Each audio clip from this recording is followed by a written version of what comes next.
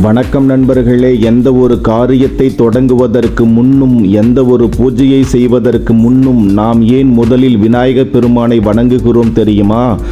சிவபெருமான் மற்றும் பார்வதி தேவியின் செல்ல குமாரனான விநாயகர் விக்னங்களை நீக்குபவர், அதாவது தடைகளை அகற்றுபவர்.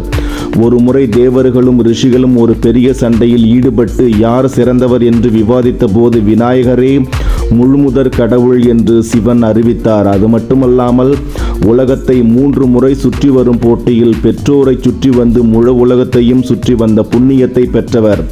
ஆகையால் எந்த ஒரு காரியத்தையும் தடங்களின்றி சிறப்பாக முடிக்க அவரது ஆசி மிகவும் முக்கியம். அவரை வணங்கினால் காரியத்தில் வெற்றி நிச்சயம், எல்லா தடைகளும் நீங்கும்.